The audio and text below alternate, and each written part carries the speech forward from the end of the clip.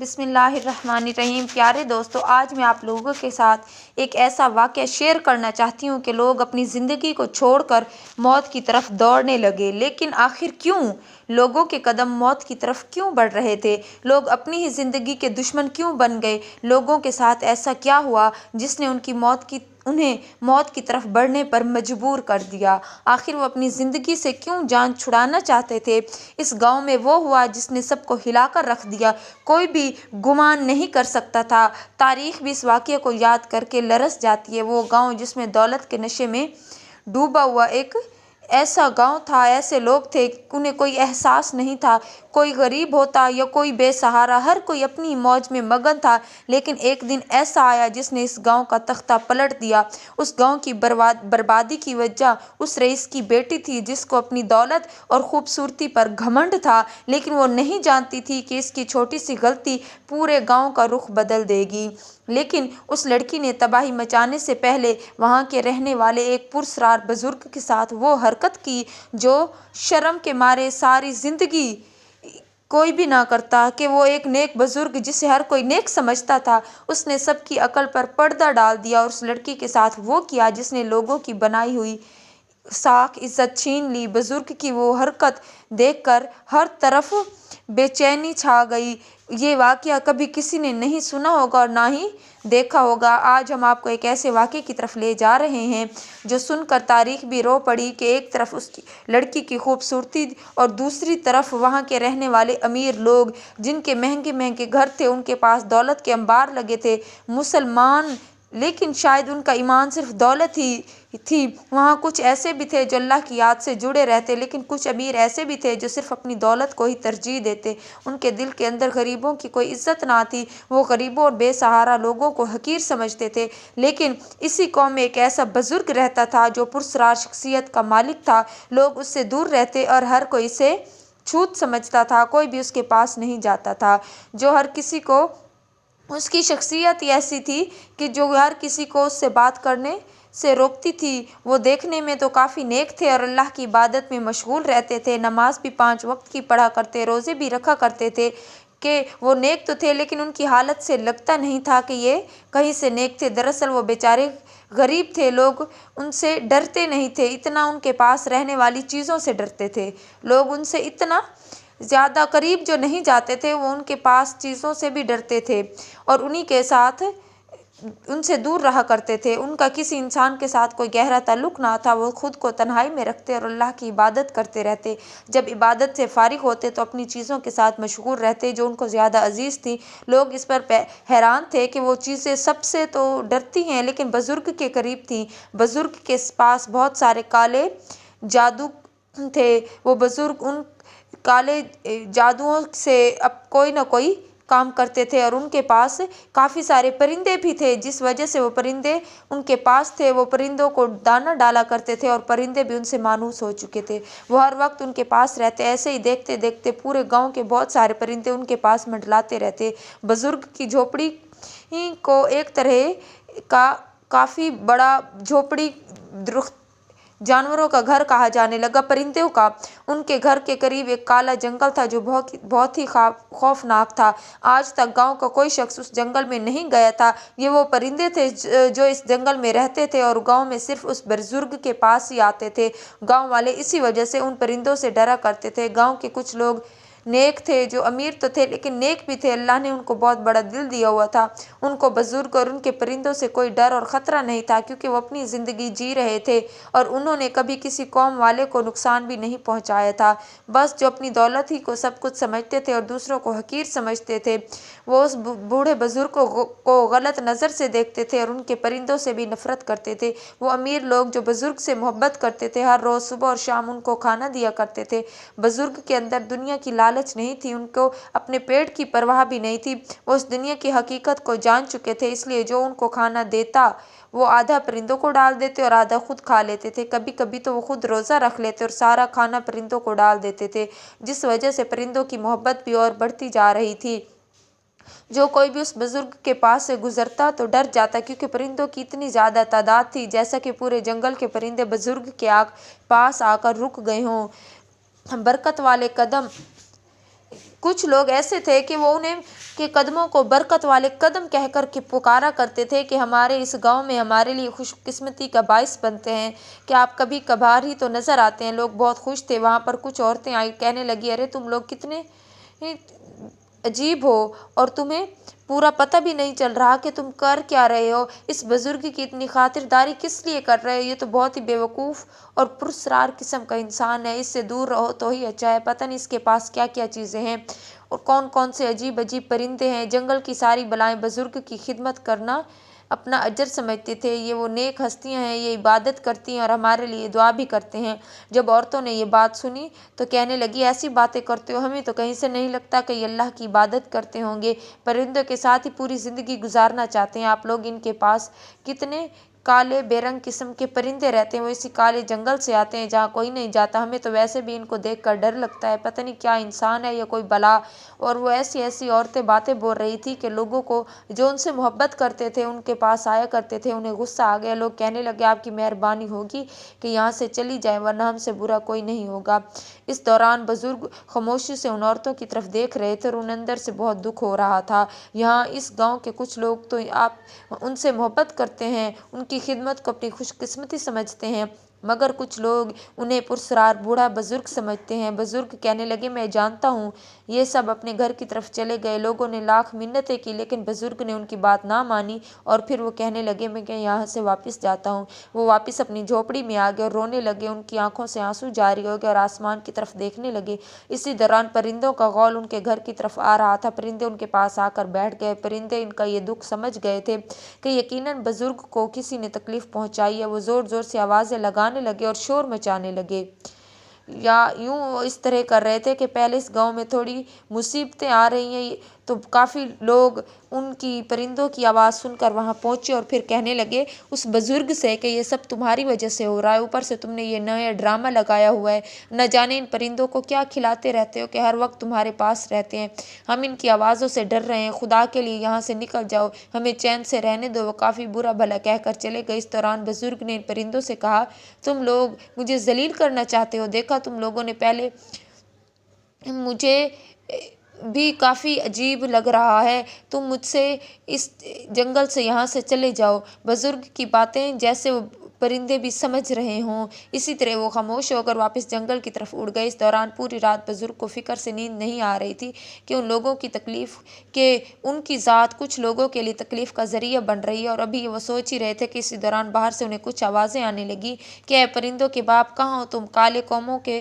باپ، جلدی باہر نکلو۔ بزرگ نے جب یہ باتیں سنی تو فوراً اٹھے اور باہر کی طرف گئے۔ دیکھتے ہیں کہ وہاں ایک خوبصورت لڑکی کھڑی تھی اور اس کے پاس کچھ نوکرانیاں کھڑی تھیں۔ وہ لڑکی وہاں کے سردار کی بیٹی تھی جو اس کام میں سب سے ماہر تھا، اس گاؤں میں سب سے بڑی شخصیت تھا۔ وہ لڑکی کہنے لگی، ہماری بات کان کھول کر سن لو، تمہاری وجہ سے میری نیندیں اڑ چکی ہیں، تم انسان ہو، تمہاری قسمت بے رنگ ہے، تم ایک منحوس پراسرار انسان ہو، ہمیں تمہاری منحوسیت اس گاؤں پر نہیں چاہیے، خاص طور پر مجھ پر۔ تمہارے پرندوں نے ہمارے گاؤں کا سکون برباد کر دیا، ہر وقت چلاتے رہتے ہیں، ویسے بھی ہمیں ان پرندوں کو دیکھ کر خوف آتا ہے۔ بزرگ کہنے لگے، بیٹی میرے پرندے ذرا بھی خوفناک نہیں ہیں، یہ عام کوے اور چڑیائیں ہیں، تم لوگ ان سے کیوں ڈرتے ہو؟ یہ تو گاؤں میں بھی رہتے ہیں۔ لڑکی کہنے لگی، ہاں یہ گاؤں میں رہتے ہیں لیکن ہم ان سے نہیں، تم سے ڈرتے ہیں، تم ایک عجیب انسان ہو، تم یہاں سے چلے کیوں نہیں جاتے؟ اپنے جنگل کے اندر دفع ہو جاؤ، تم ہی ہو اس جنگل کے قابل جنگلی پرندوں کو تم نے یہاں انسانوں کی جگہ رکھا ہوا ہے، جب تمہارا یہاں کوئی ہمدرد ہی نہیں ہے تو یہاں تم رہتے کیوں ہو؟ میں تمہیں یہاں سے نکالنے آئی ہوں، یہاں سے نکل جاؤ، میں تمہاری صورت بھی نہیں دیکھنا چاہتی، میں نہیں چاہتی کہ تم جیسی منحوسیت اس گاؤں میں رہے،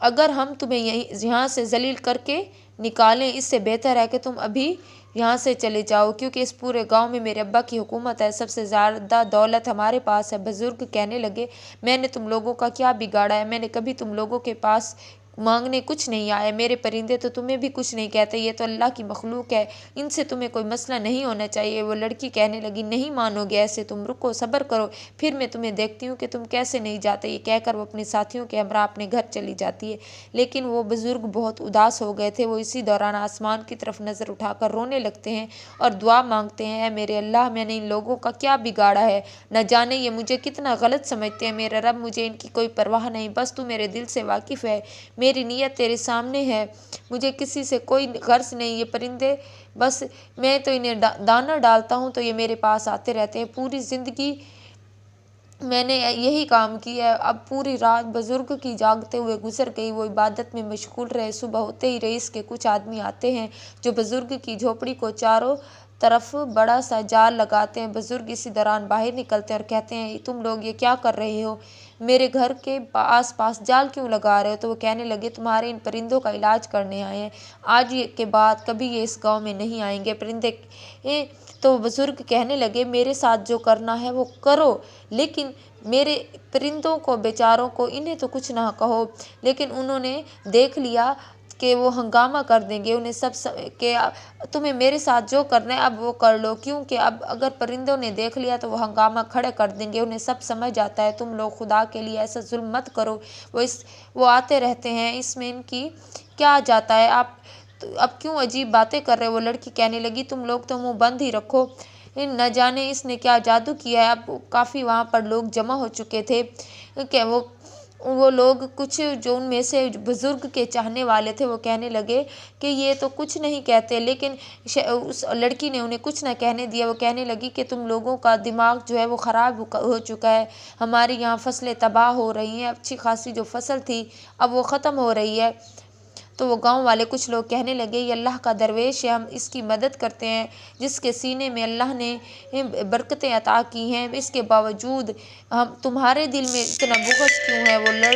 وہ لڑ جھگڑنے لگے، بات ہاتھا پائی تک پہنچنے لگی۔ جلدی اس کے پاس بڑا سا جال لگایا جانے لگا تاکہ پرندے اس جال میں پھنس جائیں اور ہم پھر اس پرندوں کو پکڑ کر مار دیں، اور ہاں اگر یہ بزرگ زیادہ زبان چلائے تو اسے بھی یہاں باندھ دینا۔ رئیس کہنے لگا کہ بیٹی اس کا حال ایسا ہی ہونا چاہیے، پرندوں کے ساتھ ساتھ اسے بھی باندھ دیا جائے۔ اس دوران وہ بزرگ کہنے لگے، تم میری بات کیوں نہیں سن رہے؟ میں یہ کام چھوڑ کر جا رہا ہوں، میں واپس کبھی نہیں آؤں گا، نہ ہی میرے پرندے یہاں آئیں گے، بس تم انہیں کچھ نہ کہنا۔ لیکن شاید اس لڑکی کے اندر اتنا گھمنڈ آ چکا تھا، وہ اپنی دولت کے نشے میں اندھی ہو چکی تھی۔ اس نے کہا، نہیں، اس بزرگ کو کرسی کے ساتھ باندھ دو، میں چاہتی ہوں کہ یہ اپنی آنکھوں سے دیکھے کہ انہی کے لاڈلے پرندوں کی موت جو اب اس جال میں پھنس جائیں گے۔ بزرگ کی آنکھوں میں آنسو تھے، وہ آسمان کی طرف دیکھ رہے تھے۔ ان ظالموں نے بزرگ کو رسی سے باندھ دیا۔ رئیس اور اس کی بیٹی وہیں کھڑے تھے اور اس کے پاس کچھ گاؤں والے بھی کھڑے تھے۔ اب پرندوں کے آنے کا وقت ہو چکا تھا۔ جیسے ہی پرندے بزرگ کے گھر کی طرف آئے، ان کی تعداد کافی زیادہ تھی، پر اس جگہ پر بیٹھ گئے جہاں پر جال بچھا ہوا تھا۔ وہ بیچارے نہیں جانتے تھے کہ دشمنوں نے ان کی زندگی ختم کرنے کے لیے جال بچھایا ہے۔ بزرگ نہ چاہتے ہوئے بھی انہیں روک نہیں پائے۔ دیکھتے ہی دیکھتے پرندے اس جال میں پھنستے چلے گئے اور دھیرے دھیرے سارے پرندے جال میں بھر چکے تھے۔ وہ لڑکی زور زور سے ہنسنے لگی اور بزرگ کے پاس آئی۔ دیکھو اس کی ہنسی میں گھمنڈ تھا۔ وہاں پر کھڑے تمام لوگ رو رہے تھے، بزرگ کی آنکھوں میں بھی آنسوؤں کے سوا کچھ بھی نہ تھا۔ بزرگ خاموش تھے، وہ لڑکی کو دیکھ رہے تھے۔ لڑکی کہنے لگی، اب بچاؤ اپنے ان پرندوں کو، تم تو اس حال میں ہو کہ تم اپنے آپ کو بھی نہیں بچا سکتے، لیکن میں چاہتی ہوں کہ ان بزرگوں سے بھی ہماری جان چھوٹے۔ بزرگ کہنے لگے، تم کتنی بے رحم ہو چکی ہو، ان پرندوں نے تمہارا کیا بگاڑا ہے؟ کبھی تمہارا کوئی نقصان تو نہیں کیا، نہ ہی کبھی تمہیں کوئی تنگ کیا ہے۔ اب وہ اتنے سارے پرندے اس وقت جال میں پھنس چکے تھے، وہ تڑپ رہے تھے، لیکن ان ظالموں کو رحم نہیں آیا۔ انہوں نے اس دوران ان پرندوں کو ڈبے میں بند کر دیا اور گاؤں کی جانب لے گئے، لیکن بزرگ کو چین نہیں آ رہا تھا۔ جو نیک لوگ تھے انہوں نے بزرگ کو رسیوں سے آزاد کیا۔ بزرگ رونے لگے اور آسمان کی طرف ہاتھ اٹھا کر کہنے لگے، اے میرے اللہ، تو میری نیت سے واقف ہے۔ آج تک میں نے ان گاؤں والوں کا کبھی برا نہیں چاہا، ہمیشہ ان کے حق میں دعا کی ہے، لیکن انہوں نے میرے ساتھ جو بھی کیا تو دیکھ رہا ہے، لیکن پھر بھی میں بد دعا نہیں دوں گا، یہ اپنی نیت کا بویا پھل ضرور کاٹیں گے۔ اب وہ کہنے لگے کہ میں ہمیشہ کے لیے یہ گاؤں چھوڑ کر جا رہا ہوں، تم لوگ اچھے تھے، تم لوگوں نے میرے ساتھ آج تک بہت اچھائی کی، اللہ تمہیں اس کا اجر دے گا، لیکن ان ظالموں کو ان کی نیت کا حساب ضرور ملے گا۔ وہ رونے لگے اور پھر وہ اچھے لوگ ان سے کہنے لگے، خدا کے لیے آپ مت جائیے۔ بزرگ کہنے لگے، اب میرے رہنے کی کوئی گنجائش بچی ہی نہیں ہے، میں ان لاڈلے پرندوں کو دیکھ رہا ہوں، انہوں نے بہت اذیت برداشت کی ہے، میں یہاں ہرگز نہیں رہوں گا۔ یہاں سے خالی ہاتھ ہی وہ چلے گئے۔ وہاں کے لوگوں کو بہت دکھ ہو رہا تھا کیونکہ رئیس اور اس کے آدمیوں نے بزرگ کے ساتھ بہت برا کیا تھا۔ تین چار لوگوں میں سے ایک نوجوان نے کہا، چلو یوں کرتے ہیں کہ دیکھتے ہیں کہ بزرگ کی جھوپڑی میں آخر کیا سامان پڑا ہے۔ جیسے وہ نیک لوگ بزرگ کی جھوپڑی میں گئے، وہاں ایک بہت بڑا صندوق پڑا تھا اور ایک برتن، اس کے سوا ایک چادر تھی اور کچھ بھی نہیں تھا۔ وہ لوگ حیران رہ گئے کہ بزرگ کے پاس صرف اتنا ہی سامان تھا، اور انہوں نے خاموشی کے ساتھ، صبر کے ساتھ اپنی زندگی گزار دی، عبادت بھی کی، لیکن ظالم گاؤں والوں نے ان کے ساتھ بہت برا سلوک کیا۔ ان میں سے ایک نوجوان کہنے لگا کہ چلو ان کو صندوق کھولتے ہیں، کوشش کرتے ہیں۔ انہوں نے کوشش کی لیکن وہ صندوق نہیں کھلا۔ انہیں سمجھ نہیں آ رہا تھا کہ آخر ہو کیا رہا ہے۔ ایک نوجوان کہنے لگا، ایسا کرتے ہیں، صندوق کو توڑ دیتے ہیں۔ دوسرا جوان فوراً بول پڑا، ہرگز ایسا نہیں کریں گے، یہ تم کہہ رہے ہو، نہ جانے اس میں کیا چیز ہے، بزرگ کی امانت ہے، ہمیں انہیں سونپنی چاہیے۔ انہیں کیا پتہ تھا کہ صبح کا سورج ایک بہت بڑے بھیانک خوف کے ساتھ طلوع ہوگا اور وہ پورا گاؤں کو بدل دے گا۔ جہاں لوگ ہنسی خوشی نیا زندگی کی طرف بڑھنے والے تھے کہ گاؤں میں انہیں ہنگامہ سنائی دیا۔ وہ سب ڈر گئے، انہیں پتہ چل چکا تھا کہ یقیناً کچھ برا ہونے والا ہے، کیونکہ کام کرنے والوں نے بزرگ کے ساتھ ظلم کی انتہا کر دی تھی۔ لیکن جب کچھ اور دور آگے بڑھے تو دیکھا کہ رئیس کی بیٹی اپنے سپاہیوں کے ساتھ آ رہی ہے۔ تو ان نیک لوگوں نے اس رئیس کی بیٹی سے کہا کہ اب تم یہاں کیا کرنے آ رہی ہو؟ تو وہ کہنے لگی کہ ہم اس جھوپڑی کو آگ لگانے آئے ہیں، ہم اس بزرگ کی کوئی بھی نشانی اس گاؤں میں نہیں رہنے دیں گے تاکہ کوئی نحوست نہ پھیلے۔ اسی دوران وہ شخص آگے بڑھا اور پھر یعنی ان نیک لوگوں میں سے آگے بڑھا اور پھر کہنے لگا، تم لوگ سچ میں بہت بھٹک چکے ہو، پہلے بھی ان کے ساتھ بہت برا کیا ہے، نہ جانے اللہ کی پکڑ کتنی سخت ہے۔ تم لوگ تو دولت کے نشے میں اتنے اندھے ہو گئے ہو کہ کسی فقیر درویش کو نقصان پہنچانے سے بھی باز نہیں آتے۔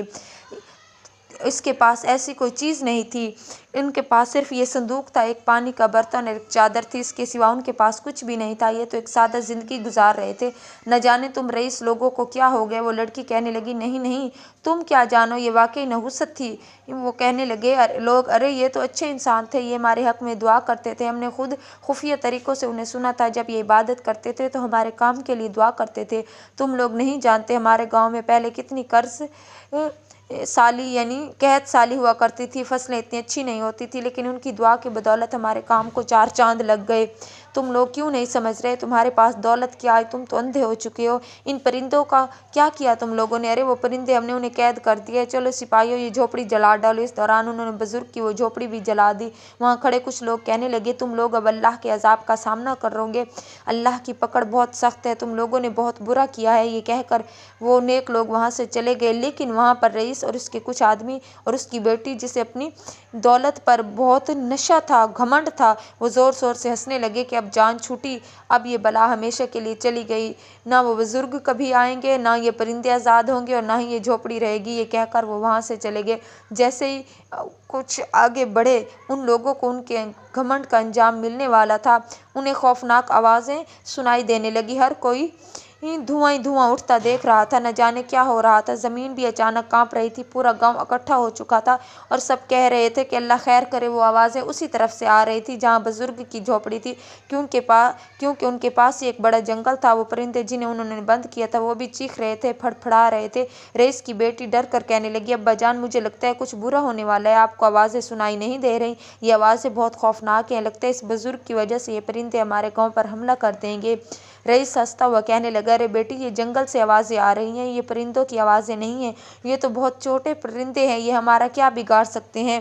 لیکن اسے نہیں پتہ تھا کہ اس کا یہ گھمنڈ آج مٹی میں مل جائے گا۔ اسی دوران جنگل کی طرف سے ایک عورت بھاگتی ہوئی آئی جو وہاں بکریاں چرا رہی تھی۔ وہ گھبرائی ہوئی آئی، چلانے لگی کہ غضب ہو گیا، ہم میں سے اب کوئی نہیں رہے گا، کوئی بھی نہیں بچے گا۔ رئیس کہنے لگا، کیا ہو گیا ہے، ایسے کیوں بول رہی ہو؟ تو وہ عورت روتی ہوئی کہنے لگی، گاؤں میں اللہ کا عذاب آ رہا ہے، نہ جانے ایک بہت بڑا جن، جس کا سائز بہت بڑا ہے، جنگل میں ہر طرف سے چیز تباہ کر رہے ہیں، درخت انہوں نے اکھاڑ ڈالے ہیں اور جو بھی جانور ان کے سامنے آتے اسے ثابت نگلتے جا رہے ہیں، ہم کیسے بچیں گے؟ میری بکریاں بھی، وہ پرندے اتنے بڑے ہو گئے ہیں کہ جن کی شکل اختیار کر گئے، وہ پرندے کھا گئے، میں کیا کروں گی؟ گاؤں میں ایک دم سے دہشت کا ماحول بن گیا۔ کچھ لمحوں بعد ان کے سامنے ایک ایسا دردناک منظر آیا کہ رئیس چیخ پڑا، فوراً ان پرندوں کو آزاد کر دو، لگتا ہے اس بزرگ کی نافرمانی کا انجام پرندوں کو آزاد کرنے کی صورت میں مل گیا۔ جیسے انہوں نے پرندوں کو آزاد کیا، وہ پرندے فوراً اڑ کر آسمان کی طرف بلند ہو گئے، لیکن کچھ ہی لمحوں کے بعد جنگل سے کچھ اور پرندے اور خوفناک پرندے سامنے آنے لگے۔ ان کا سائز اتنا بڑا تھا کہ جو ان کے سامنے آ رہا تھا وہ اسے کھا رہے تھے۔ یہ اللہ کے عذاب کی ایک صورت تھی جو اس बुरे कामों पर उनके घमंड और गुनाहों की वजह से आई थी। वो परिंदे धीरे धीरे गांव की तरफ बढ़ते जा रहे थे। उन्हें रास्ते में लगी हर फसल को तबाह करना शुरू कर दिया। हर कोई अब रोने लगा। अब तो वो रईस भी अपनी बेटी के मुंह पर थप्पड़ मारने लगा और चिल्लाने लगा कि यहाँ से दफा हो जाओ, मेरे आंखों के सामने मत आओ, तुम्हारी वजह से हमें इस जुल्म का सामना करना पड़ रहा है। लोग भागने लगे। उन्हें समझ नहीं आ रहा था कि आखिर हो क्या रहा है, लेकिन उनके सामने एक ऐसा अजीब मंजर था जिसने सबको हिलाकर रख दिया। वो परिंदे सिर्फ उस बस्ती की तरफ जा रहे थे जो जालिमों और अमीर घमंडी लोगों की रिहाइश गाह थी। जो नेक थे वो खुश हो गए। वो समझ चुके थे कि अल्लाह ने उनकी इज्जत को महफूज रखा, क्योंकि वो अच्छे और नेक दिल थे और परिंदों के साथ अच्छा सलूक करते थे। रईस को एहसास हो चुका था कि इसने बहुत गलत किया और अब इसे भारी कीमत चुकानी पड़ेगी। इसकी सारी फसल तबाह हो चुकी थी। एक दाना भी रईस के गोदामों में मौजूद ना रहा था, जिनमें अब तो वो परिंदे उन गोदामों की तरफ बढ़ने लगे थे जिसमें उनकी सारी जमा पूंजी रखी थी। वो परिंदे झपट अपनी चोंचों से गोदाम के दरवाजे तोड़ देते और अंदर रखी सारी फसल को खाने लगते हैं। रईस न चाहते हुए भी कुछ नहीं कर पा रहा था, क्योंकि इसकी ताकत जवाब दे चुकी थी। इसकी वही बेटी जो हमेशा घमंड में रहती थी, अब खुद अपने घमंड में चूर हो चुकी थी। इतने में वो औरत जो बकरी चराने वाली जो औरत थी, वो जोर से बोल पड़ी, तुम लोगों की ही क्या मुसीबत पड़ गई है? ये लोग कितने नेक हैं, तुम लोगों ने उन्हें काम से निकाल कर बहुत बड़ी गलती की। अब उनकी बरकत से अब वो गांव बूढ़े तो यहाँ से चले गए, लेकिन उनकी बरकत से गांव में मुसीबतें नहीं आती थी, वरना तुम लोगों के जो इतने अच्छे अमाल नहीं थे। क्यों रईस, तुम नहीं देख रहे परिंदे सिर्फ तुम्हारी तरफ क्यों बढ़ते जा रहे हैं? तुम्हारी बस्ती के आसपास क्यों हैं? ये अमीर लोगों पर ही क्यों हमला कर रहे हैं? उन गरीब किसानों पर क्यों नहीं, जो नेक हैं और जो दूसरों की मदद करते हैं? ये सिर्फ तुम लोगों की ही सजा देंगे, क्योंकि तुम लोग अपने ही घमंड में अंधे थे। वो कहने लगी, जाओ ढूंढो उस बुजुर्ग को, वही माफ़ करेंगे तो ये अजाब टलेगा, वरना ये सब खत्म हो जाएगा। रईस को इस वक्त हाथ पैरों की पड़ चुकी थी कि क्या करे, तो अपने सिपाहियों के साथ बुजुर्ग की तलाश में चला जाता, लेकिन पीछे ही सब साफ हो चुका था। वो परिंदे पेट भर के वहीं बैठ चुके थे। उन्होंने रईस का बहुत नुकसान किया और इसके पास घमंडी लोगों की फसल भी तबाह कर दी। उनके पास कुछ भी नहीं बचा था सिवाय घरों के। अब उनको इस बात का डर था कि कुछ ही देर बाद जब परिंदों को दोबारा भूख लगेगी तो वो उनको भी खाना चाहें और उनके जानवरों को भी नुकसान पहुंचाएंगे। बहुत देर बाद बुजुर्ग उनको कहीं ना मिले तो वो मायूस होकर रोने लगे। रईस अपना सर जमीन पर बार बार मारने लगा कि मैं कितना कमबख्त था, मैं इनको पहचान नहीं सका, मैं बहुत घमंडी था। उसके पास कुछ लोग नेक भी थे, वो भी तलाश में उनके साथ थे। वो कहने लगे, अब क्या हो सकता है, अब हम क्या करेंगे? धीरे धीरे हमारा पूरा गांव तबाह हो जाएगा। वो रईस रोने लगा, ए बुजुर्ग, ए अल्लाह के नेक बंदे, कहाँ हो तुम? आ जाओ, खुदा के लिए हमें माफ़ कर दो। इस दौरान एक दरख्त के साथ एक धुआं दिखाई दिए जो आग जलने का धुआं था। परिंदे आए बैठे थे। वो रईस इस दौरान बुजुर्ग सामने वो उस रईस के अचानक सामने बुजुर्ग जाहिर हुए तो वो रईस उस बुजुर्ग के कदमों में गिर गया और माफ़ी मांगने लगा कि आप यहाँ आ गए, आपकी नाराज़गी ने हमें तबाह कर दिया, अल्लाह आपने हमें बद्दुआ दी, अब हमें माफ़ कर दीजिए, हम पर अल्लाह का कहर नाजिल हुए, बड़े बड़े परिंदे हमारी तबाही करते जा रहे हैं। बुजुर्ग कहने लगे, मैंने तुम लोगों को कोई बद्दुआ नहीं दी, तुम लोग अपनी नीयत का ही फल काट रहे हो, तुम लोगों ने जो बीज बोया है वो ये उसी का फल है। बुजुर्ग कहने लगे, चलो।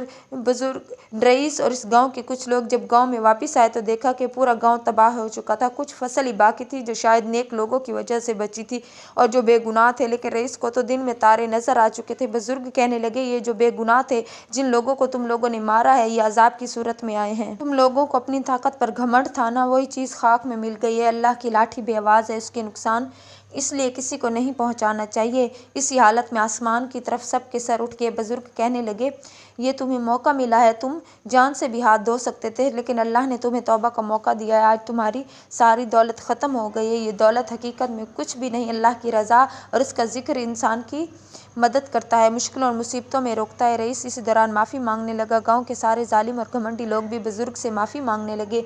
बुजुर्ग कहने लगे, उससे माफ़ी मांगो, अपने गुनाहों की तौबा उसी से करो, मेहनत से जियो। फसल यही ज़मीन जो अब तबाह हुई, अल्लाह की बरकत से तुम लोगों को दोबारा मालो माल कर देगी, लेकिन याद रहे कभी घमंड मत करना। और ये मैं गाँव हमेशा के लिए छोड़ कर जा रहा हूँ।